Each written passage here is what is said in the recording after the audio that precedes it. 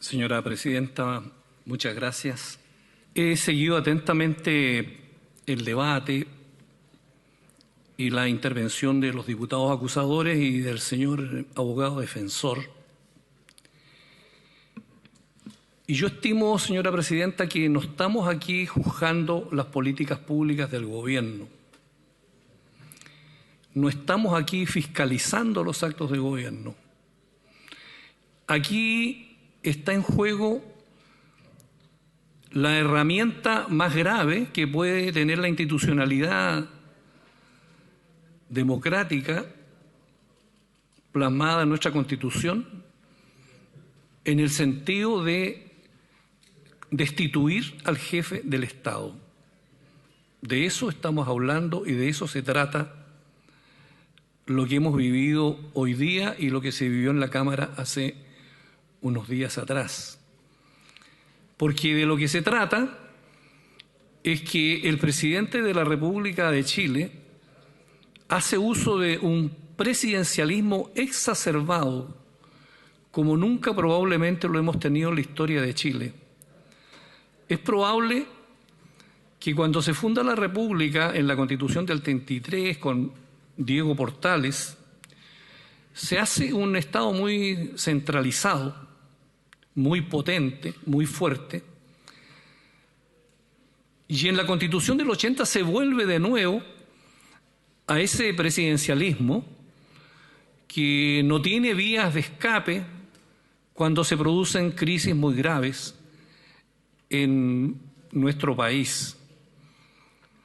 Y entonces, a mí me parece que por lo tanto tenemos que saber ponderar como Senado de qué se trata lo que estamos haciendo. A mí me parece que hay tres cuestiones previas que hay que considerar, a mi juicio, de lo que está encima de la mesa de lo que estamos resolviendo. Mire, el primer problema que nosotros tenemos aquí con esto es cuáles son los límites del poder. Porque desde que existe el sistema democrático liberal, el constitucionalismo, y lo estamos viendo a propósito de la Convención Constitucional y de la nueva Constitución, es que una de las cuestiones centrales que regula la Constitución y que tendrá que regular la nueva Constitución es cuáles son los límites del poder respecto de aquel ciudadano que, elegido por la gente, ejerce el cargo en Chile de jefe del Estado y de jefe de gobierno. Entonces a este ciudadano lo investimos de los máximos poderes que tiene el presidencialismo en Chile. De eso estamos hablando. El primer ciudadano, todas las facultades que le da la Constitución y la ley. Y en la historia de Chile, vuelvo a repetir, esto hoy día significa que esta persona, un igual de nosotros, pero que está revestido por la soberanía popular, le estamos entregando tal cantidad de facultades que por lo tanto tenemos que examinar cuáles son los límites de esa inmensa facultad que tiene este ciudadano que ejerce como jefe de Estado. Y eso es en todos los regímenes democráticos. De eso se trata la Constitución, de que ese ciudadano no pueda traspasar esos límites que le da el ordenamiento jurídico para que los ciudadanos sientan de que viven en una democracia donde todo es transparente, donde el poder se ejerce dentro del Estado de Derecho, donde hay límites que un jefe de Estado no puede sobrepasar. Ese es el primer principio. Lo segundo que estamos viendo aquí con esta acusación al presidente Piñera es la relación entre la política y el dinero. Y yo le quiero decir, con todo respeto a las senadoras y senadores de la derecha que están acá, y a todos los que me escuchan, todos sabemos que dentro de la historia de Chile, uno de los presidentes que ha tenido problemas de la relación entre el dinero y la política ha sido el señor presidente de la República, don Sebastián Piñera. Su vida política, desde que se inició en la vida pública está traspasado por esa línea que, por ejemplo, no la tuvo Jorge Alessandri, no obstante que era un empresario, pero que nunca en su gobierno se vio expuesto a este cuestionamiento respecto de cuál es la relación que existe entre el dinero y la política, entendida la política como el ejercicio del poder, con todas las facultades que tiene un jefe de Estado y un presidente de la República. Y más aún eso es grave cuando todos sabemos que en Chile hemos tenido en los últimos años un tremendo problema en la relación del dinero y la política. Entonces, cuando nosotros hablamos a la gente sencilla, común y corriente, la gente sabia, sabe de qué se trata, sabe que aquí hay un problema, sabe que el presidente ha tenido ese tipo de problema. Y entonces él que es inteligente como un computador, pero que no entiende de que hay facultades emocionales en virtud del cual él tiene que entender de que en la vida no todo es más y más, de que no todo es sumar y sumar.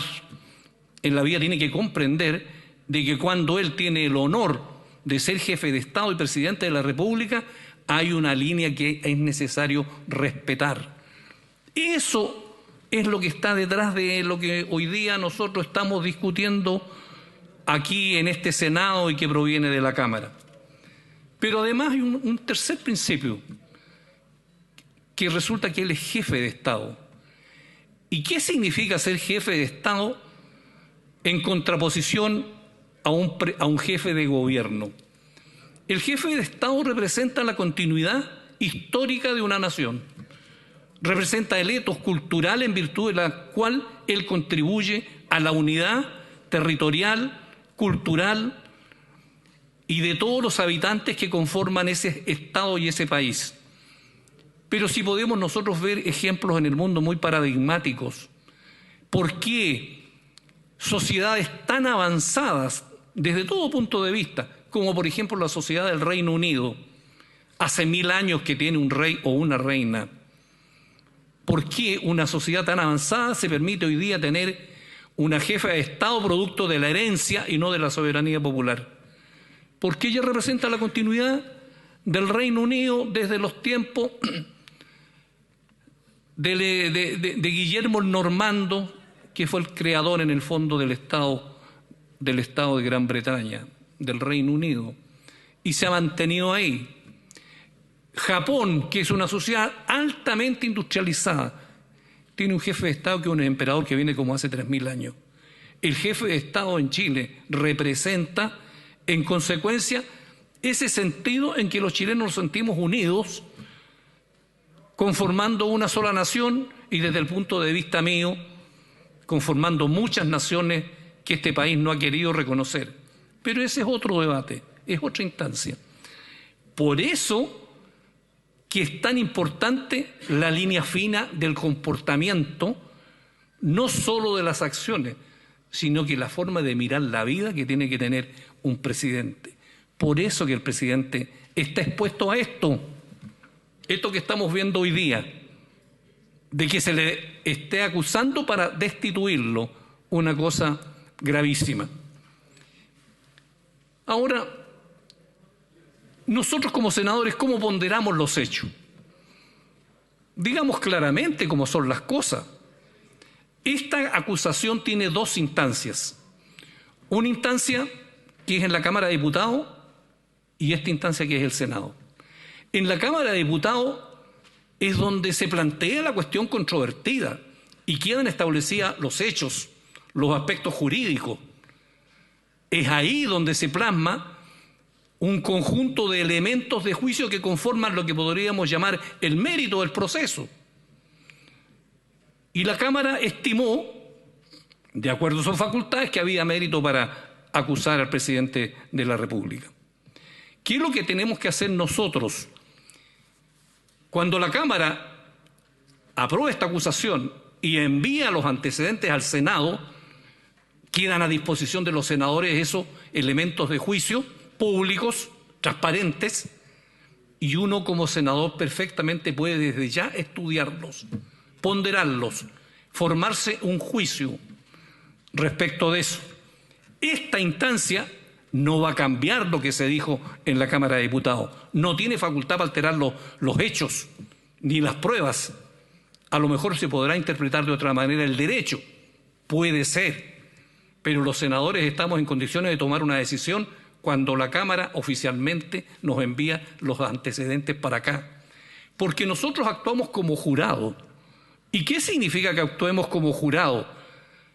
Significa que nosotros tenemos que actuar en conciencia, con la diferencia respecto de los jurados, por ejemplo, de las instituciones jurídicas norteamericanas, que la deliberación nuestra es personal. No es una deliberación en conjunto como lo es en el sistema norteamericano, donde después de deliberar, y por eso los tienen a todos reunidos y no pueden hablar con nadie y los tienen encerrados, sale un predicamento, culpable o inocente. Aquí pueden haber 43 dictámenes y de deliberaciones distintas, y lo que sale del Senado es la suma de esas deliberaciones individuales. Y por lo tanto, soy yo el que me formo esa convicción, y soy yo, por lo tanto, el que, teniendo conocimiento de esos antecedentes, puedo decir antes de la sala que me he formado la convicción. Incluso no podría asistir a nada de aquí y venir a votar porque me formé el convencimiento, porque no hay ninguna disposición, ni constitucional, ni legal, ni reglamentaria, que a mí me diga lo contrario.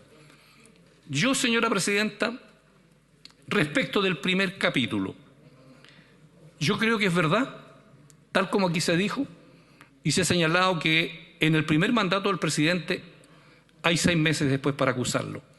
Pero ese no es un plazo de prescripción, porque la prescripción extingue la responsabilidad civil o la responsabilidad penal. Pasados los 6 meses continúa la responsabilidad penal del presidente o la responsabilidad civil. Es, tal como aquí se dijo, un plazo de caducidad o un plazo de preclusión, en virtud del cual después de 6 meses no se puede iniciar. Pero ¿qué es lo que sucedió?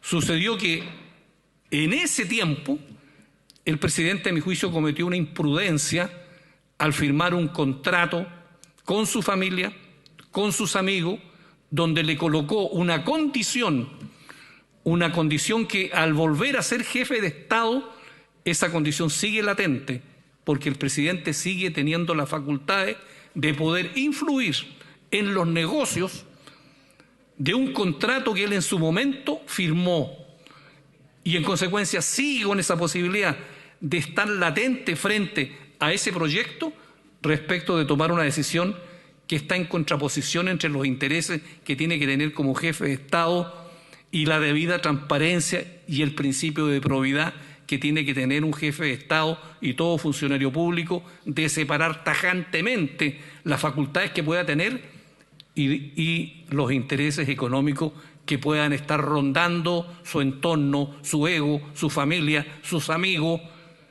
y donde existe la máxima exigencia respecto de ese principio de probidad.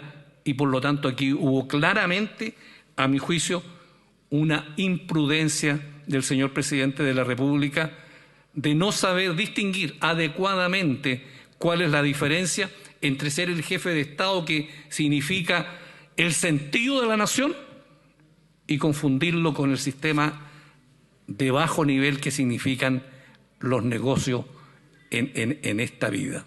Y eso hay que tenerlo de sumo cuidado.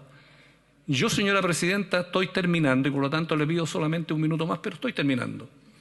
Yo por eso,